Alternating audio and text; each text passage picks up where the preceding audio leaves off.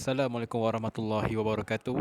Selamat sejahtera, selamat tengah hari kepada semua pelajar, terutamanya pelajar tingkatan 1 dedikasi dan 1 etika. Okey, baiklah pelajar. Saya Cikgu Fitri, guru mata pelajaran subjek PSV kamu dan juga guru kelas bagi 1 dedikasi. Okey. Jadi hari ini saya nak terangkan sikit berkaitan dengan topik pendidikan seni visual tingkatan 1. Okey pelajar. Jadi sebelum kita nak teruskan kepada pembelajaran hari ini, saya nak tunjukkan kepada kamu cara menggunakan buku teks online seperti mana yang kamu nampak di skrin.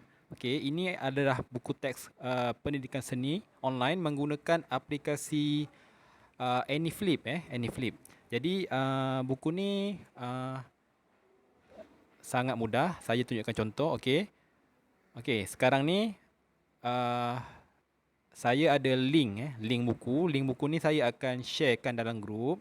Apa yang kamu perlu buat, kamu hanya perlu klik link yang saya sertakan ni. Contoh ni. Okey, kamu klik.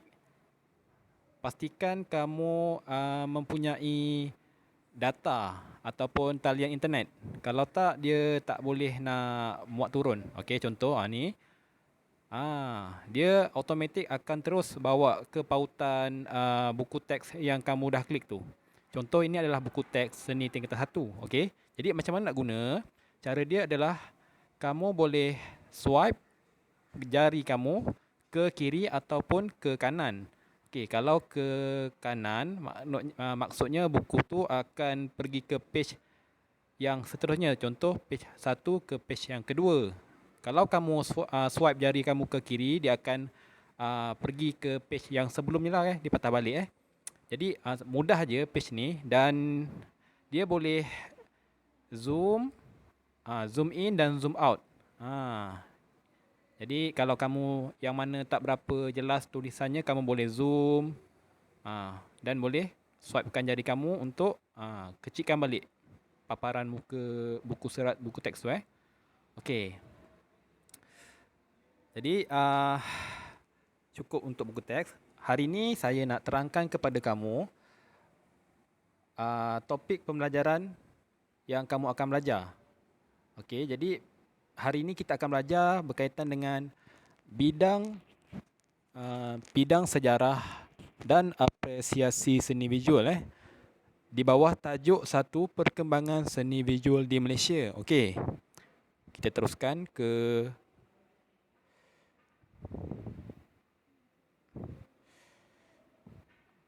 muka surat yang seterusnya. Sorry.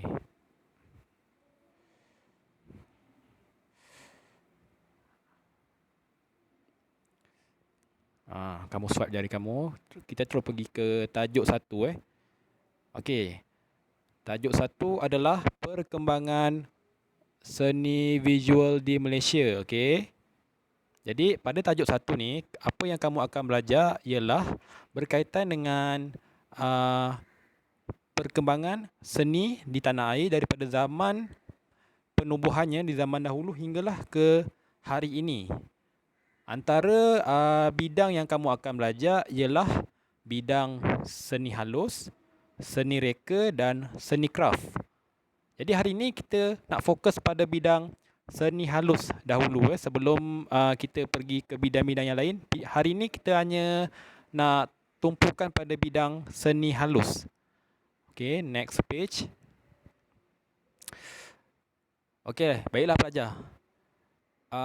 Seni halus, bidang seni halus, dia mula bertapak di Malaysia pada tahun 1920. Seperti mana yang kamu dapat tengok, sejarah seni di negara bermula pada tahun 1920 melalui penubuhan Penang Impressionist Society. Bawah pertubuhan Penang Impressionist Society ni, antara orang yang mula-mula sekali mempelopori ataupun yang mewujudkan pertubuhan ini ialah Puan Lim. Puan Lim bersama-sama dengan pelukis Abdullah Arif. Abdullah Arif ni sebenarnya adalah seorang guru. Okey. Dan bersamanya juga ialah pelukis Yong Mansen. Kamu akan dapat tengok di muka surat 3 ni penerangan bagaimana wujudnya pertubuhan seni bermula tahun 1920. Okey. Jadi antara Yong Mansen dan Abdullah Arif ni, mereka ni mempopularkan lukisan yang bertemakan landscape alam menggunakan catan cat air. Ingat Yong Mansen dan Abdullah Arif ni popular dengan catan bertemakan landscape menggunakan media cat air. Jadi untuk yang seterusnya, selepas tahun 1930, 1950, pertubuhan ini semakin berkembang dan telah mewujudkan pelukis-pelukis baru. Antaranya ialah Chua Tian Teng, Khalil Ibrahim yang masih lagi menggunakan tema-tema tempatan. Tema tempatan ni maksudnya ialah lukisan pemandangan di tepi sawah, lukisan pemandangan landscape alam, hanya sekitar-sekitar kawasan di Malaysia, di tanah air. Itu adalah dia punya subject matter. Subject matter ni maksudnya ialah apa yang mereka tumpukan, apa yang mereka jadikan idea untuk melukis. Itu adalah subject matter mereka. Dan mereka menubuhkan Wednesday Art Group pada 1950 melalui Chua Tian Teng dan Khalil Ibrahim. Dan selepas itu pertubuhan-pertubuhan lain mula wujud di Malaysia. Kamu boleh baca dengan selanjutnya di muka surat 3 ini bagaimana sejarah pertubuhan-pertubuhan di awal sejarah perkembangan seni halus di Malaysia. Okey. Jadi bidang seni halus dia terbahagi kepada 3, iaitu lukisan atau catan, bidang arca dan bidang cetakan. Di bawah setiap bidang ni ada pelukis-pelukis mereka tersendiri. Kamu boleh baca di muka surat 3 nanti. Kita pergi ke muka surat yang seterusnya.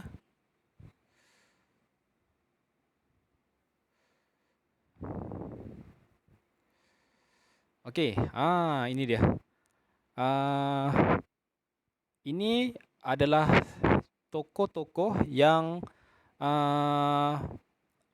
banyak menyumbang idea dari sebelum zaman kemerdekaan hinggalah selepas kemerdekaan. Okey, dia dalam buku ni dia dah tunjukkan garis masa daripada sebelum hingga yang selepas.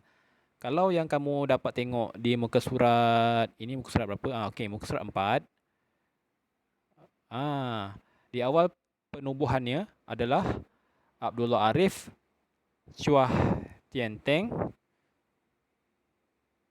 Muhammad Hussein Enas, Anthony Lau. Ini antara beberapa orang tokoh yang mempopularkan seni catan di era sebelum merdeka. Dan selepas era kemerdekaan, pasca kemerdekaan, seni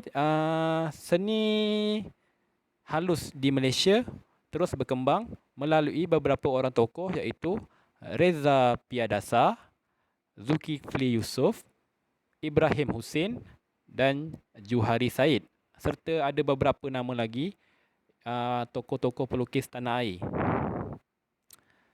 Untuk setiap tokoh ni ada biodata mereka, okey, dan nama-nama karya. Untuk selanjutnya saya minta kamu baca untuk lebih mendalami dan memahami apa karya-karya yang setiap tokoh ini telah lakukan. Sebab saya akan bagikan kamu soalan kuis dan soalan ini akan keluar nanti pada soalan kuis yang saya akan beri nanti. Okey, seterusnya adalah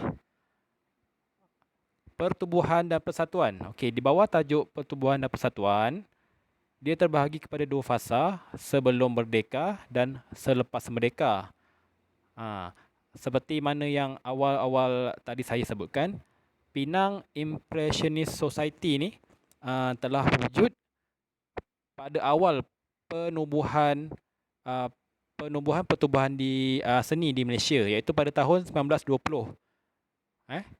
Diikuti dengan Wednesday Art Group, dan selepas fasa pasca kemerdekaan tertubuhnya Angkatan Pelukis Se-Malaysia dan Persatuan Pelukis Se-Malaysia. Okey. Untuk lebih detail, kamu boleh buka muka surat 6 nanti Kamu baca dia punya poin-poin penting. Ini pun akan keluar juga dalam soalan kuis nanti.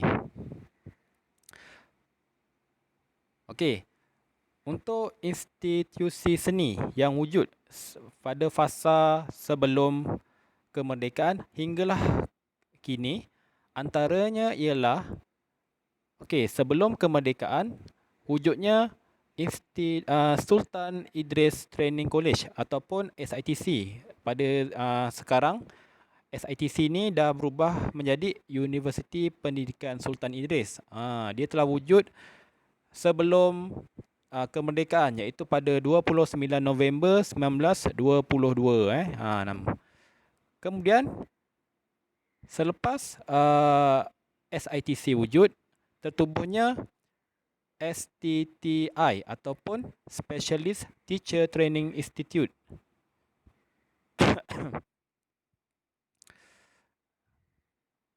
Dan dia semakin bergerak dan telah tertubuhnya beberapa lagi institusi-institusi lain, iaitu seperti ITM yang sekarang dikenali sebagai UiTM, dan beberapa lagi universiti tempatan seperti USM dan institusi swasta yang lain. Ini antara beberapa institusi yang menggerakkanlah perkembangan seni halus di Malaysia daripada zaman sebelum kemerdekaan hinggalah ke hari ini. Dan untuk kamu lebih mendalami tentang latar belakang setiap institusi ni, kamu boleh buka muka surat 7. Nanti kamu cuba baca dan fahami. Jadi penerangan saya untuk hari ini setakat ini saja. Dan selepas ini saya akan sharekan link tugasan. Kamu cuba buat. Okey, soalan semua berdasarkan tajuk-tajuk dalam buku teks ni. Saya bagi kamu soalan-soalan yang ikut sama tema dia. Okey. Jadi itu saja untuk hari ini. Saya akan jumpa kamu pada kelas yang berikutnya. Sekian. Assalamualaikum warahmatullahi wabarakatuh.